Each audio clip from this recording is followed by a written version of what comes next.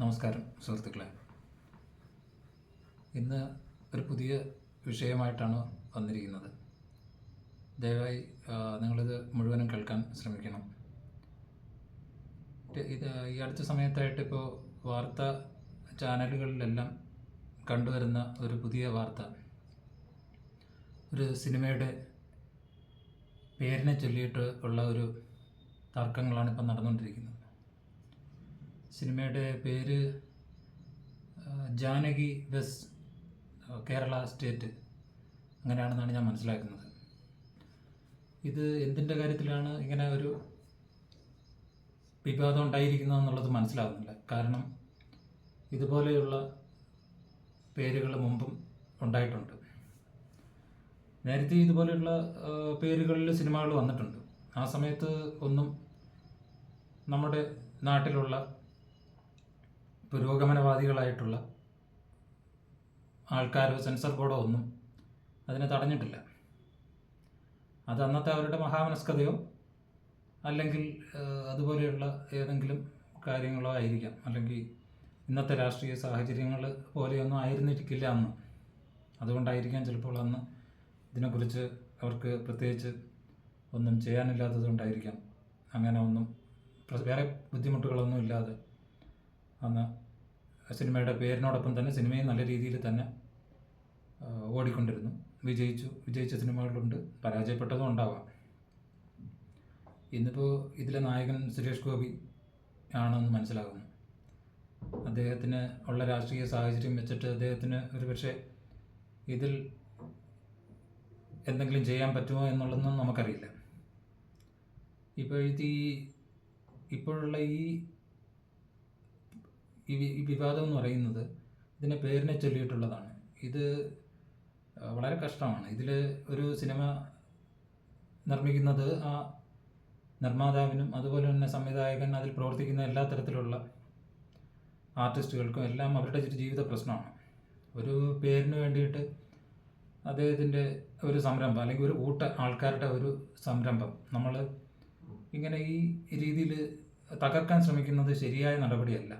അതിപ്പം സംവിധായകരോ അല്ലെങ്കിൽ നിർമ്മാതാക്കളോ മാർക്കറ്റിംഗ് ചെയ്യുന്ന ആൾക്കാരോ എല്ലാം ഒരു പക്ഷേ ഇതിന് കാരണക്കാരാവുന്നു എന്ന് വേണമെങ്കിൽ നമുക്ക് പറയാൻ പറ്റുന്ന ഒരു സാഹചര്യം കൂടെ ഉണ്ട്. കാരണം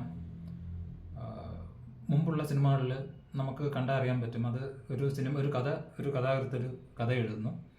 ആ കഥയിൽ നിന്ന് ഏത് നായകനെ വേണമെന്നുള്ളത് ഒരു ഡയറക്ടറോ നിർമ്മാതാവോ അവരെല്ലാം കൂടി ആലോചിച്ചൊരു നായകനെ നായികയൊക്കെ കണ്ടെത്തുന്നു. അങ്ങനെ അതിനുശേഷം അതിന് ചേർന്ന പാട്ടുകൾ ഉണ്ടാകുന്നു, ആക്ഷൻ രംഗങ്ങൾ ഉണ്ടാകുന്നു. അതിനുശേഷം ഒരു സിനിമ നല്ലൊരു വിജയമായി തീരുന്നു. അതിലെല്ലാവരും ഒരുമിച്ച് ചേർന്നിട്ടുള്ള ഒരു സംരംഭമായിരുന്നത്.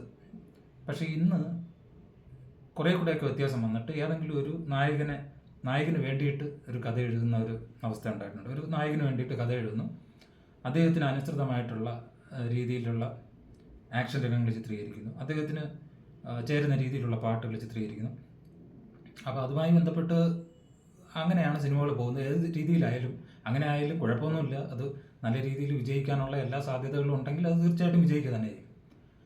അപ്പോൾ അതുപോലെ തന്നെയാണ് അതിന് ശേഷം പിന്നെ വരുന്നത് എന്ന് പറയുമ്പോഴത്തേക്ക് വിവാദങ്ങൾക്ക് വേണ്ടിയിട്ട് സിനിമ നിർമ്മിക്കുന്ന ഒരവസ്ഥയാണെന്ന് നമുക്ക് സമൂഹത്തിൽ കാണാൻ കഴിയുന്നത്. കാരണം വിവാദങ്ങൾക്ക് ഒരു സിനിമ നിർമ്മിക്കുന്നതിന് മുമ്പ് തന്നെ ഇത് എങ്ങനെ വിവാദമാക്കാം, അങ്ങനെ വിവാദമാക്കിയ ആ സിനിമയെ ആ രീതിയിൽ മാർക്കറ്റ് ചെയ്ത് അതിനെ വിജയിപ്പിക്കാൻ നോക്കുന്ന ഒരു രീതിയും ഇപ്പോഴും നിലവിലുണ്ട്. അപ്പോൾ അത് മാർക്കറ്റിംഗ് തന്ത്രമായിരിക്കാം ഒരു പക്ഷേ, അല്ലെങ്കിൽ അത് നിർമ്മാതാക്കൾ അല്ലെങ്കിൽ സിനിമ നിർമ്മിക്കുന്ന ഒരു കൂട്ടം ആൾക്കാരുടെ ഒരു ശ്രമഫലമായിട്ടുണ്ടാകുന്ന ഒരു വലിയ ഒരു സംരംഭത്തെ ഏതെങ്കിലും രീതിയിൽ ഈ കാരണങ്ങളാലൊക്കെ ചിലപ്പോൾ പരാജയപ്പെടുത്താൻ സാധ്യതയുണ്ട്.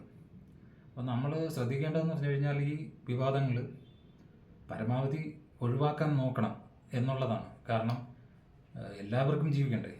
നമ്മൾ ഓരോ ജോലി ചെയ്ത് ജീവിക്കുന്ന ആൾക്കാരാണ്. എല്ലാവർക്കും ഓരോ പ്രൊഫഷണലൊക്കെ ഉണ്ട്. നമ്മൾ അതുപോലെ ഓരോ ജോലി ചെയ്യുന്നവർക്കും അതിൻ്റേതായ മഹത്വമുണ്ട്.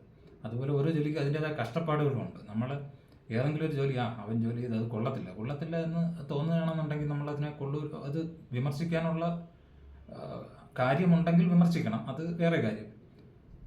ഇപ്പോൾ നിലവിൽ ഈ രീതിയിൽ മുന്നോട്ട് പോകാൻ പാടില്ല. ഇപ്പോഴുള്ള ഈ സിനിമാ വ്യവസായത്തിനെ തകർക്കാനായിട്ട് ഈ ഒരു പേര്, ഞാൻ എല്ലാ പേരിൻ്റെയും കാര്യമല്ല പറയുന്നത്, ഈ ഒരു പേര് ഇതുപോലെയുള്ള പേരുകൾ നേരത്തെയൊക്കെ ഒരുപാട് വന്നതിൻ്റെ പേരിൽ, അങ്ങനെ വരാത്ത പേരുകൾ ഇട്ട് ഏതെങ്കിലും രീതിയിൽ ആർക്കെങ്കിലും ബുദ്ധിമുട്ടുണ്ടാവുകയാണെങ്കിൽ അത് അപ്പോഴും നോക്കേണ്ട കാര്യമാണ്.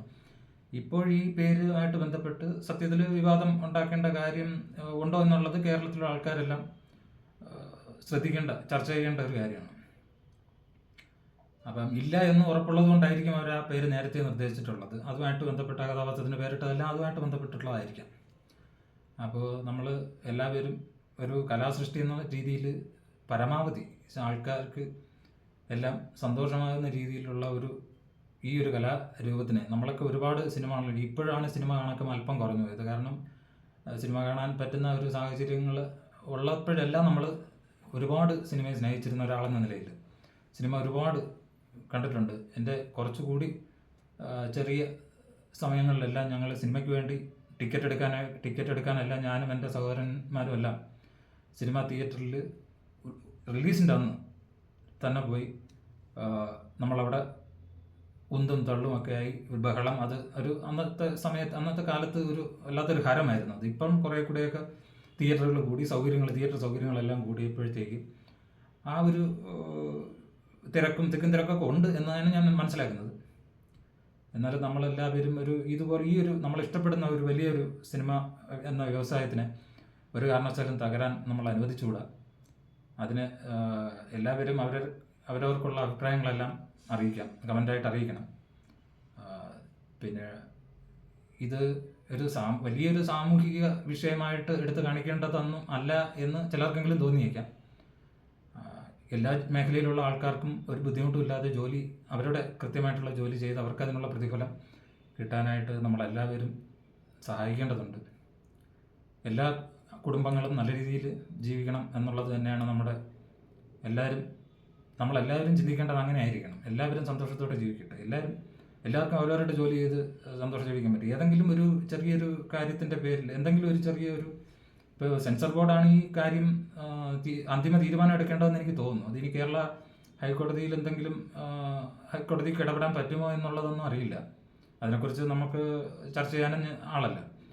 അതുകൊണ്ട് ഏതായാലും ചെറിയ ചെറിയ വിവാദങ്ങളൊക്കെ ഉണ്ടാക്കി വലിയ പ്രശ്നങ്ങളിലോട്ട് പോകാതെ നോക്കിയാൽ വളരെ നല്ലതായിരുന്നു, സന്തോഷമായിരുന്നു.